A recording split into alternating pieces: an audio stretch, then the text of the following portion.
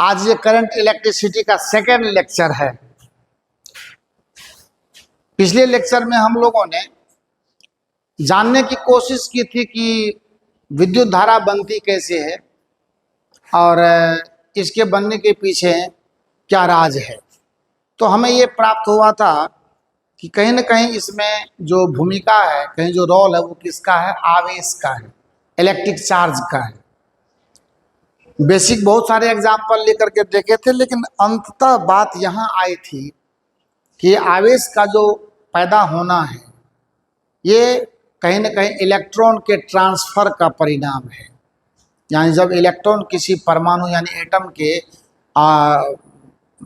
Outer most orbit से, मतलब बाह्यतम कक्षा से जाना तो वहीं से है और तो कहीं से जा नहीं सकते, क्योंकि वही ऑर्बिट इनकम्प्लीट रहता है।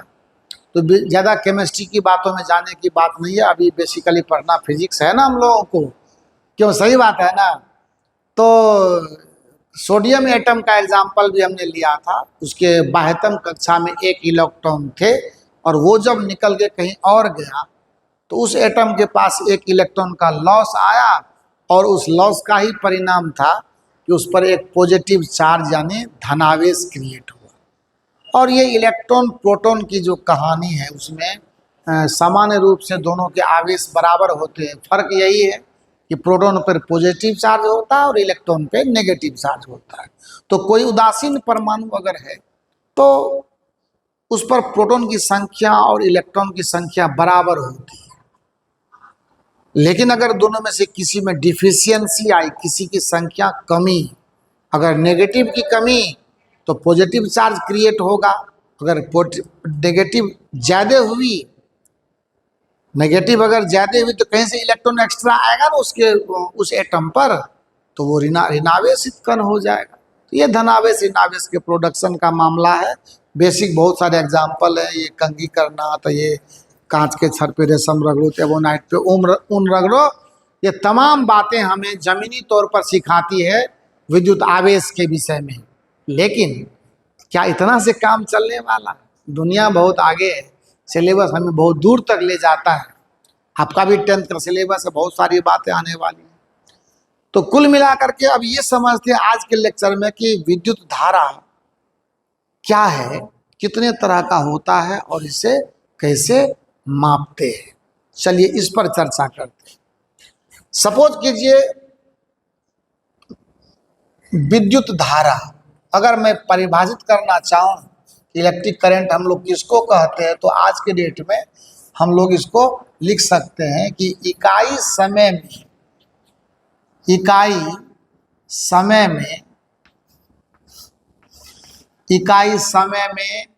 किसी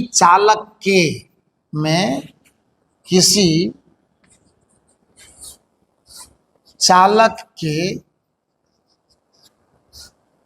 किसी अनुप्रस्थ काट से,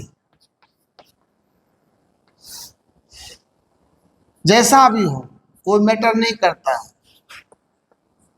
इकाई समय में प्रवाहित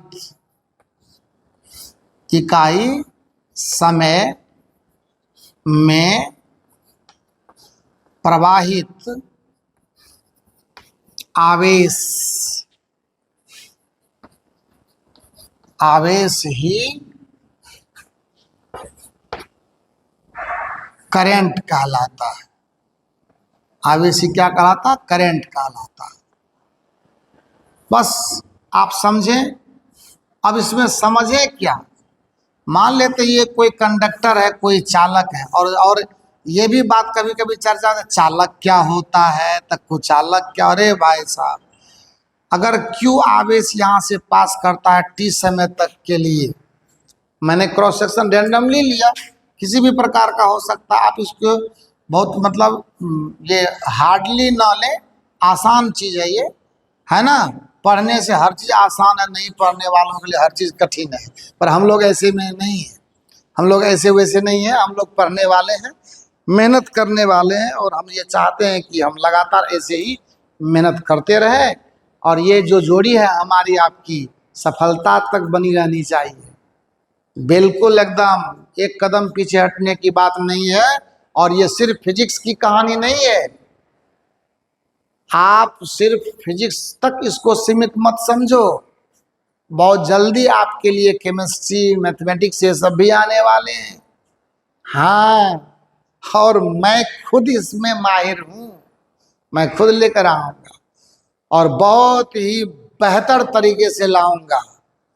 जितना आप सोच सह रहे हो उससे ज्यादा बेहतर। आइए देखते हैं।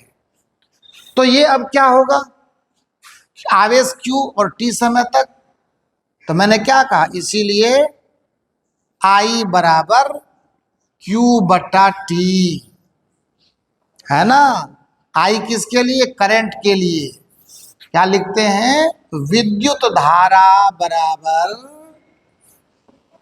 और विद्युत धारा बराबर प्रवाहित आवेश। अपनी भाषा को कभी भूलो नहीं। चार्ज फ्लोइंग डिवाइडेड बाय लगा समय, है ना, Q अपॉन T।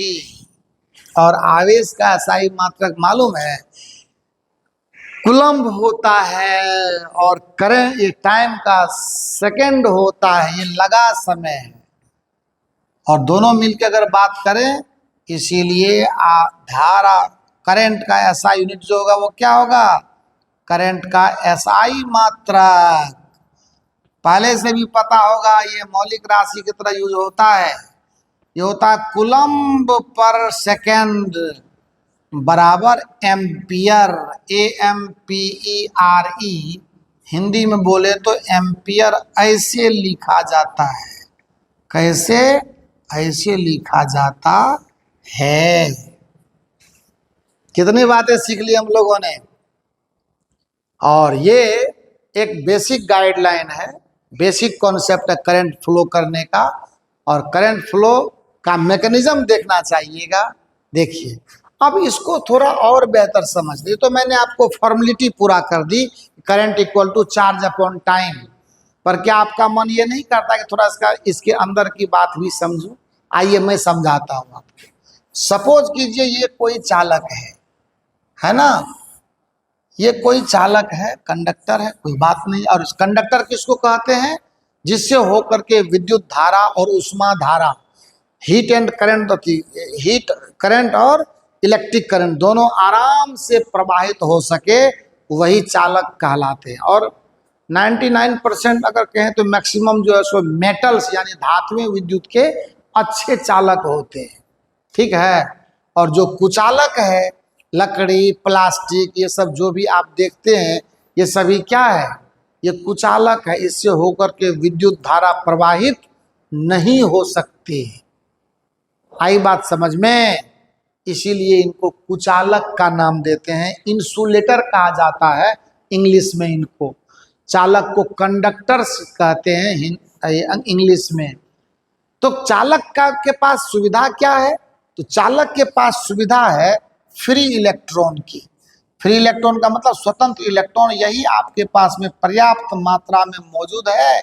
और इसीलिए आपको लोगों ने चालक यानी कंडक्टर का नाम दिया। अगर ये नहीं होता ना तो आप चालक नहीं कहला सकता था, आप चालक नहीं कहलाते। तो चालक के पास में फ्री इलेक्ट्रॉन है, और ये फ्री इलेक्ट्रॉन जो है आपको हेल्प करता है इलेक्ट्रिक करंट को फ्लो करने में। चार्ज को ढोने का काम ये इलेक्ट्रॉन, फ्री इलेक्ट्रॉन है। यही कंडक्टर यानी चालक की पहचान है। जैसे ही आप चालक को आप किसी बैटरी से जोड़ दो, है ना, देखते हैं जोड़ करके फिर समझ में आएगा। सपोज कीजिए कि मैंने इसको क्या किया, एक बैटरी से जोड़ दिया। ये सब बताएंगे आपको। ये सेल का सिंबल है ना, ये सेल यानी बैटरी का सिंबल है। और चाहे तो हो गया, ये इसका प्लस प्लेट है, ये माइनस प्लेट है। थोड़ा सा मैं अपने तरीके से बता रहा, आप गुस्साइएगा नहीं, और कोशिश कीजिएगा कि चीज़ें आपके स्मरण में आए। समझने में थोड़ी दिक्कत होएगी तो उसको मैनेज करना है। और हम हैं ना, डरने की बात नहीं। अब ये क्या करता है, यहाँ पे एक फील्ड लगाता है। फील्ड का मतलब बल का क्षेत्र। ये प्लस है और ये माइनस है। प्लस तार से चला गया, यहाँ फील्ड लगा दिया। कहता है इलेक्ट्रॉन को, ये फील्ड जो है ना, ये पॉजिटिव चार्ज है का फील्ड है, और ये इलेक्ट्रॉन को ऐसे ऐसे इलेक्ट्रॉन कोई है ना उसको ऐसे खींचता है। ये फ्री इलेक्ट्रॉन है जो सिर्फ धातु में ही मौजूद होता है, दूसरे किसी पदार्थ में मौजूद नहीं होता। ये इलेक्ट्रिक फील्ड इस इलेक्ट्रॉन को जब खींचता है तो यहाँ पे एक पॉजिटिव चार्ज का क्रिएशन होता है। अब इसको भरने के लिए यहाँ से आया तो यहाँ पर चार्ज बढ़ा, मतलब प्लस चार्ज का जो प्रभाव है, जो फ्लो है वो इधर की तरफ और इलेक्ट्रॉन का फ्लो इधर की तरफ।